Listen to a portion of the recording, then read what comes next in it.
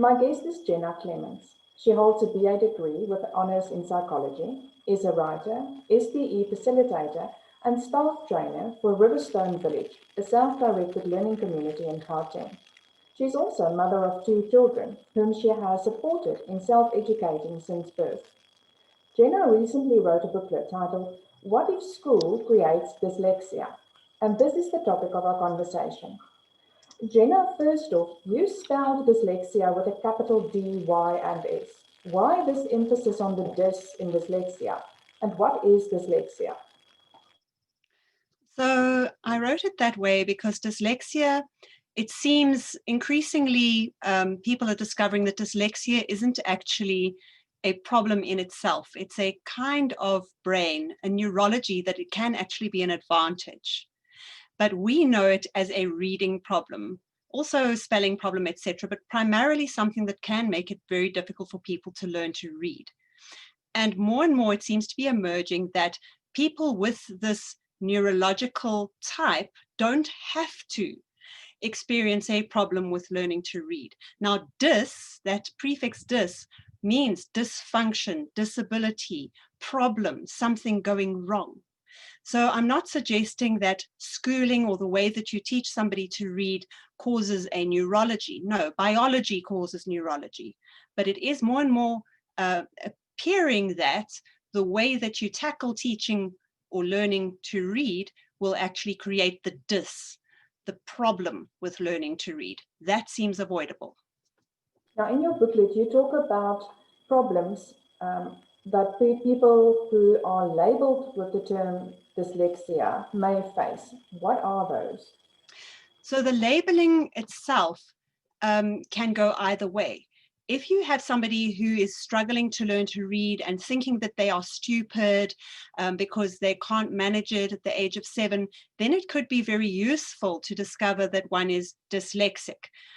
If that comes with the rest of the empowering message of this is actually something wonderful, well done, you are so lucky, now you can relax, don't bother about learning to read just yet, that'll come later, focus on your other talents and don't worry about the fact that it maybe takes you a little bit longer because it's actually part of a good package. Whereas if that label comes with a different message of, uh-oh, we have to fix you fast or you're going to fall further and further behind, you have got this problem that is going to get in your way for your whole life and now we have to do something about it, then it can be very intimidating. It can be very bad for the self-esteem and it can really knock somebody's confidence. Now, beyond the label, often people with dyslexia in the past, but without being labeled, have experienced a severe problem in terms of schools not understanding what the problem was and letting them think that they are stupid, letting them think that they are slow. And that self-esteem problem is probably one of the major reasons why dyslexics are really overrepresented in the prison system, for example, because they actually can come to identify themselves as having no hope in the mainstream, which is a big mistake because dyslexics are also overrepresented among our geniuses, self-made millionaires, entrepreneurs, and apparently more than 50% of the scientists at NASA. That's a staggering number. Yeah. Now, Jenna, how is learning to read according to the self-directed education approach different from the way it is taught in school? So I think there's 2 enormous differences, and the first one is age. So the school system relies on a written curriculum and it relies on kids being able to read and being able to write in order to access all the rest of their learning. So for that reason, and only for that reason, there's a huge emphasis on learning young, before you're 6, definitely before you're 7. So there's this push to learn to read at that age. Whereas in self-directed education, you can get your information in many ways. Mostly people learn through things like conversation, through actual experiment, hands-on learning, exploration and play. And these days, of course, increasingly also by watching videos, listening to audio. So there's so many ways to learn that in self-directed education, there's no rush to learn to read, and you don't have to wait until you can read before you start the rest of your education, which means that if your brain is only going to really be ready around 9 or 10 or 11 or sometimes as late as 14, it's absolutely not a problem. So that's the first big difference. The second big difference is that obviously when you are rushing people to learn to read, you want to proactively teach them according to the best method you can find. And opinions about what that best method is change over time. Whereas when there's no rush to learn to read, there's also no need to impose a method on somebody. So in self-directed learning, you see kids learning through all different ways. Sometimes you can't even track how they learned, but they often learn, for example, through playing Minecraft or through trying to text with their friends in ways that they'll be understood, or just watching people read around them through looking at billboards. There's a million ways to learn to read in self-directed education. Now, dyslexic minds are very, very creative. And this is also where we find in self-directed education that they can generally, if you give them enough time and no pressure, they can find their own creative way to learn to read, which is very seldom the way that somebody would have taught them. And when somebody's trying to teach them in a way that doesn't fit the way that they learn, it can create more confusion and lower their self-esteem and their confidence around the task. Again, in your booklet, you compared the occurrence of dyslexia in standard public schools with those in self-directed learning schools, such as Sudbury Valley School. What did you find? So it's really, really interesting that at Sudbury Valley School, which has been going for 52 years now, they have never once had a single person leave unable to read. And obviously they've had at least the normal 10 to 20% of dyslexics, if not more, because a lot of kids come to Sudbury Valley having not found a good fit with mainstream education. They've even had a couple of teens arrive around even the age of 15 being diagnosed with dyslexia and unable to read, who've taught themselves within a couple of months once they're in that different system. And on the other hand, different countries and different systems vary in their degrees of functional illiterate, we'll say graduates, but I mean, we'll also be talking about dropouts. That can be really quite high, apparently as much as 20%, for example, in the US at the moment. And I know Germany is also struggling with very, very high proportions. Now, this booklet looked specifically at schooling, but there's also research, for example, by Alan Thomas in the UK and our own Renuka Ramrup in South Africa that looks at learning to read in the home environment. And we also see there that when you take a natural learning approach, we just don't really find a significant incidence of kids struggling to learn to read once there's no time limit and no imposed method. You also mention adults who have become successful in their adult lives, building their own enterprises, but they are illiterate. So is being unable to read a death sentence to your success? No, not in any way.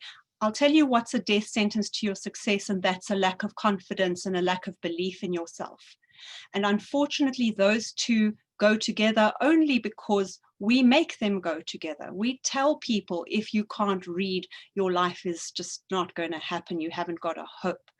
Whereas it really does seem that people who keep their social skills and their self-confidence intact are able to find the support that they need, even in the days before we had voice to text and text to voice. You know, you can pay somebody to read things for you. You can persuade somebody to read things for you. So if you've got an entrepreneurial mind, you can hire people. The thing is to be able to make use of your strengths, and you're not going to do that if you don't believe in yourself. So unfortunately, very often by telling kids this myth that your life will be over if you can't read, we destroy exactly the strengths that they need in order to cope with a literacy problem. But again, it looks like very possibly they don't have to have a literacy problem in any case. Based on your research, what is your advice to parents who are concerned about their child's reading ability? So it's absolutely natural to be concerned. All of us want to see our kids succeed and do the best they possibly can. I think the first thing is to realize that your child has got brilliance, has got special gifts, has got special talents that everybody does, and that they'll do best in their lives if they manage to identify those and build on those. And if reading is not their strength, as long as they have the time and the support to develop their other talents, they'll be fine. They'll find their way around any literacy problems that they may have. But if we overemphasize the difficulty that they have with reading, we risk actually undercutting their confidence in the other talents that they have. And again, it really does look as if there does not ever have to be a problem with literacy. If a young person themselves are becoming distressed about their struggles with learning to read, there's really no problem with looking for somebody who can assist them, a reading specialist who can give them appropriate support to do it at the pace that they want to do it. But it's very, very important that that comes from the child and that they're in charge of the relationship, so that it doesn't become a message that there's something wrong with you that you need fixing. It's more like you have this thing you're trying to achieve. And just like I would hire a gymnastics instructor to help you learn to do the splits, if you really want me to hire a reading specialist to help you manage to learn to read faster, fantastic.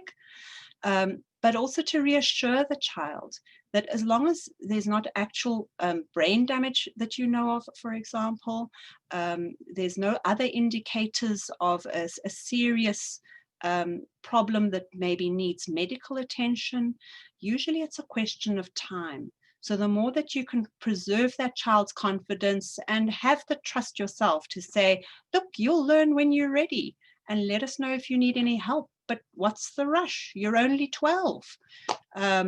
I have heard stories of kids who learned at 14. That would really, really be helpful to your children in terms of giving them the confidence to be able to persevere and hang in there. Focus on strengths, not weaknesses. Often in conversation as well, people will say that, yeah, what happens if my child does not matriculate when he's 18? But then by the time you're 35, 40, no one's going to ask you, how old were you when you finished school? Or no one's going to ask you, how old were you when you started reading? You know, as long as in your adult life you are proficient, no one's going to check up on when you started. Yeah, that's it. So I found one case in a sort of self-directed education where somebody did not have any interest in learning to read and chose to leave school at 16 from Summer Hill School, where you don't have to attend any classes, and so he never did, except for pottery and woodwork and things like that. But because his self-confidence was completely intact, it didn't get in the way of his life at all. For years, he went traveling. And only many years later, when he was trying to teach Japanese businessmen English, which was his job at the time, and he couldn't explain what a caravan was, and they asked him to spell caravan and he couldn't, and then he realized that his lack of reading ability was an obstacle. Then it took him 2 months to teach himself because he was ready and he was motivated, and then he went off and got an economics degree. So, you know, there's a perfectly successful, fulfilled life that follows its own unique path. I think we're very obsessed with being normal, with being average, and the amount of pressure we put on young people to have to get all their ducks in the row by the age of 18 is just not realistic. I know many people who've gone back and done what they needed to do to get into varsity in their early 20s once they actually had a reason and they knew what they were going to do, and they're no longer wasting their parents' money going through tertiary education when they don't have a clue. So there's a lot to be said for slowing down and taking life as it comes and living it. Gina, thank you very much for your wise and encouraging words and for sharing your information and knowledge with us. It's a pleasure. Thank you for helping to get the word out there and take the pressure off so that young people can have a childhood.